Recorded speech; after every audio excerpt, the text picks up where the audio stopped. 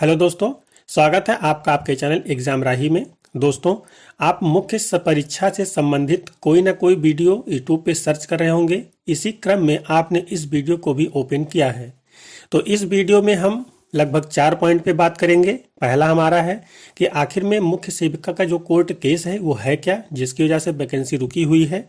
दूसरा, court case कब तक खत्म हो सकता है। तीसरा, क्या हमारा रिजल्ट बनके तैयार है, सिर्फ पब्लिक करना बाकी है।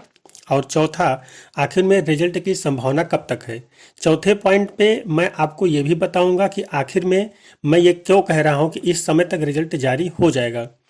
तो सबसे पहले हम बात कर लेते हैं कि आखिर में जो कोर्ट केस है ये है क्या।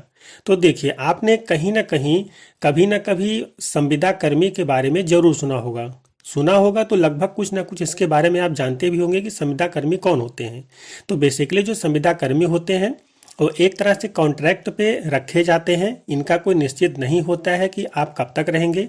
गवर्नमेंट इन्हें कभी भी हटा सकती है, साथ ही कभी भी इनको परमानेंट भी कर सकती है। हालांकि ज़्यादातर केस में ये परमानेंट हो जाते हैं, कभी कभार ही ये हटाए जाते हैं। तो जो मुख्य सेविका की आपकी वैकेंसी आई, ये थोड़े काफ़ी अंतराल पे आई है। इस बीच में चूंकि मुख्य सेविका का जो पोस्ट था, इस पे जो कैंडिडेट थी उनकी कमी पड़ रही थी, तो यहाँ पे हमारी कुछ बहनों को संविदा पे रख लिया गया था। लेकिन उनसे ये थोड़े ना बोला गया था कि आप यहाँ पे परमानेंट होंगे, लेकिन वो उनके मन में था कि हो सकता है हम आगे परमानेंट हो जाए।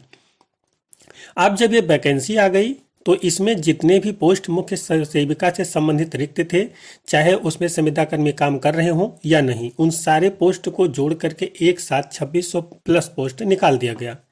अब यहाँ पे इसका जो प्रोसेस था वो आगे बढ़ा। उस प्रोसेस में एग्जाम भी आपका हो गया है, सिर्फ रिजल्ट आना बाकी है।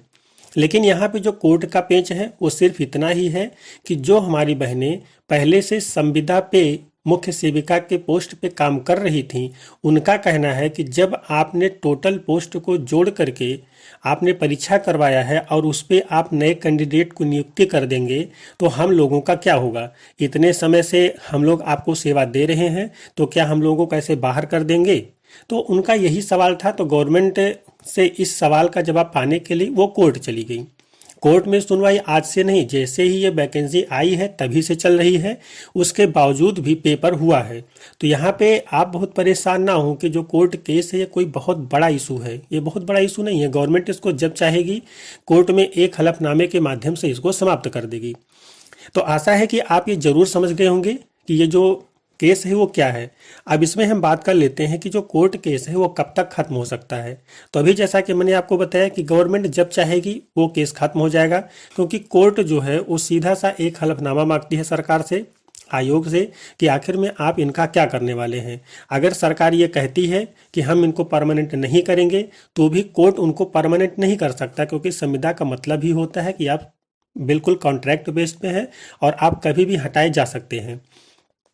उसके अलावा गवर्नमेंट ये भी कह सकती है, चूंकि चुनाव का वर्ष है, चुनावी महीना आने वाला है, तो गवर्नमेंट ये भी कह सकती है कि हम इनके लिए कुछ पदों का सृजन कर देंगे और वहाँ पे इनको हम समायोजित कर देंगे। तो इस दोनों भी बातों पे जो केस है वो खत्म हो जाएगा, क्योंकि गवर्नमेंट अभी प्रॉपरली वहाँ पे अपने आप को उपस्थित नहीं कर रही है, सिर्फ और सिर्फ बयानबाजी ही चल रही है। तो कोर्ट उसमें बहुत ज़्यादा ध्यान भी नहीं दे रहा है। तो आशा है कि ये दोनों चीज़ तो आपको पता चल गई। तीसरा जो हमारा पॉइंट था, क्या रिजल्ट हमारा बन करके तैयार है। तो जी हाँ दोस्तों, आपको जान के खुशी होगी कि जो रिजल्ट है वो वास्तव में बन करके तैयार है। और ये कोई मेरा अपना बयान नहीं है, ये आयोग के अध्यक्ष का बयान है कि आपका रिजल्ट बन के तैयार है। जैसे ही कोर्ट से कोई भी निर्णय होता है, चाहे वो जो मुख्य सेविका के पद पे कार्य कर रही संविदा कर्मी के पक्ष में जाए या उनको इसमें समायोजित किया जाए, कुछ भी स्तर पे निर्णय आए, बस कोर्ट एक बार निर्णय वहाँ से कर दे या खारिज कर दे, कुछ भी हो सकता है, उसके बाद आपका रिजल्ट जारी कर दिया जाएगा। अब यहाँ पे कुछ दोस्तों के मन में ये सवाल होगा कि आखिर में ऐसे अचानक से कोर्ट खत्म कैसे कर देगा। तो ऐसा होता है, जब गवर्नमेंट चाहती है तो ऐसा होता है, वो खत्म करवा लेती है। अभी आपने देखा होगा कि कल ही वीडियो री एग्ज़ाम का रिजल्ट आया है और ये भी लगभग 1 साल से वैकेंसी रुकी हुई थी। यहाँ पे भी अगर हम ध्यान दें तो कुछ लोगों को ऐसा लग रहा था कि यहाँ पे जो कोर्ट केस की वजह से वैकेंसी फाइनल नहीं होगी।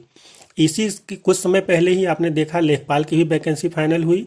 हालांकि वो दोबारा से कोर्ट में किसी और मैटर से गई है, लेकिन उसका भी रिजल्ट जो है वो फाइनल कर दिया गया, उसमें वो भी कोर्ट में चल रहा था।